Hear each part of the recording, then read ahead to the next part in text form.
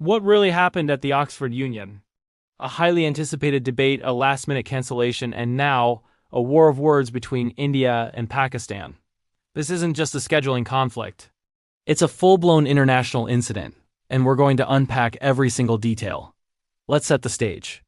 The Oxford Union, one of the world's most prestigious debating societies, was set to host a debate on a fiery topic. This house believes that India's response to Pakistan is a populist strategy sold as security policy. A provocative motion to be sure, and one that promised a heated exchange of ideas. But just hours before it was supposed to begin on November 27th, the event imploded. What followed was a series of conflicting accounts, accusations, and public finger-pointing that has left everyone wondering who is telling the truth.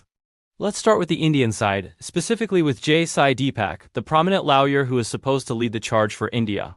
According to his detailed account on X, the entire event was a mess from the get-go. He pointed out what he saw as a major conflict of interest. The Oxford Union's president, Musa Hari, is allegedly the son of Pakistan's Minister of Defense Production. The treasurer, Rasa Nazar, is also a Pakistani national. This, for Deepak, set a worrying tone for the debate's neutrality. The problems for the Indian side began even before the debate day. The original high-profile speakers, former Army Chief General Naravane and Dr. Subramanian Swamy, had to pull out just 2 days prior due to unavoidable commitments. This sent the organizers scrambling for replacements. Despite the incredibly short notice, Deepak, who was already prepared to argue India's case, stepped up. He managed to assemble a new team from within the UK, bringing on board Manu Kajuria and pundit Satish K. Sharma. They were ready to go, ready to defend India's position, and then the final collapse. At 3:13 p.m. on the day of the debate, Deepak received a call.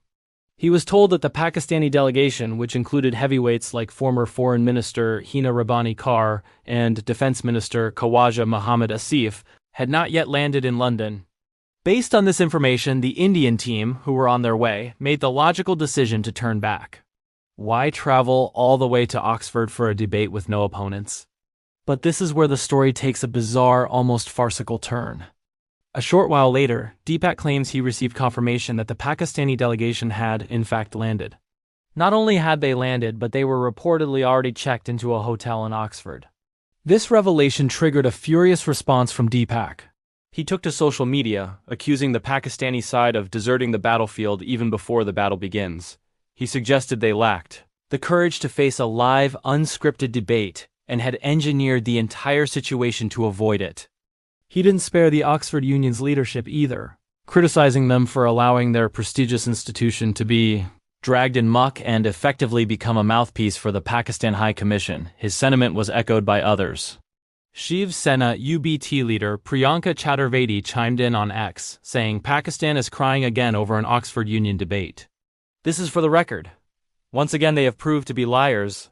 Expecting any better from them was not even on my list. Now let's look at the other side of the coin.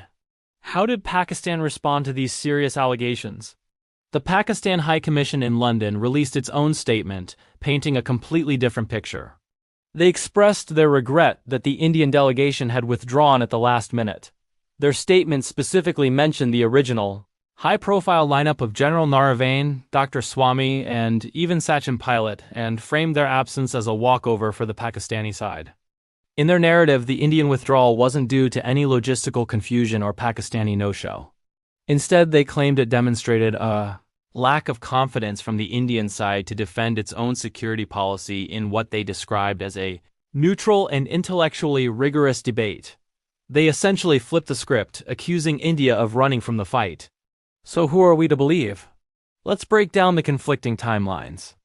The Indian side, led by Deepak, says they were informed the Pakistani team hadn't arrived, causing them to cancel their travel to Oxford. They later found out this was false information and that the Pakistani team was already in town. Their conclusion: it was a deliberate gambit by Pakistan to dodge the debate. The Pakistani side, through their High Commission, says the Indian team simply withdrew, handing them a victory by default. They position this as India being afraid to debate the issue on a neutral platform. The key discrepancy lies in that crucial phone call. Who made it? And was the information about the Pakistani delegation's travel status a genuine mistake or deliberate falsehood? Deepak's account suggests a calculated move to mislead the Indian team into abandoning the event, thereby creating the appearance of an Indian withdrawal. This incident also shines a spotlight on the Oxford Union itself. How could such a communication breakdown happen at one of the world's most organized student societies?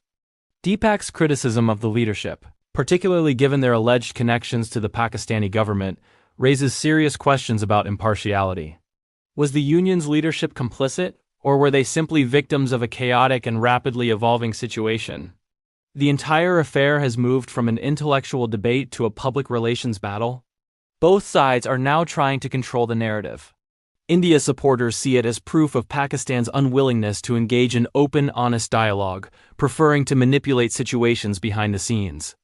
Pakistan's supporters, on the other hand, are framing it as India backing down from a challenging discussion about its policies. The core of the debate motion itself, whether India's security policy is genuine or just populist strategy, is now lost in the noise. Instead of a robust discussion on geopolitics and national security, we are left with a messy public feud. It's a classic he said, she said scenario, but on an international stage. On one hand, you have a detailed minute-by-minute account from an individual who was directly involved. On the other, you have an official statement from a government entity. The truth, as is often the case, likely lies somewhere in the murky details we may never fully know. What we do know is that a valuable opportunity for public discourse was squandered. The audience at Oxford and the wider world watching were denied the chance to hear both sides of a critical argument. Instead, the debate happened on social media, filled with accusations and recriminations rather than reasoned arguments. This incident has unfortunately reinforced stereotypes rather than challenged them. For many, it confirms their pre-existing beliefs about the nature of India-Pakistan relations, a relationship often defined by mistrust and strategic maneuvering rather than open dialogue. Ultimately, the real loser here is the spirit of debate and intellectual exchange that the Oxford Union is supposed to represent.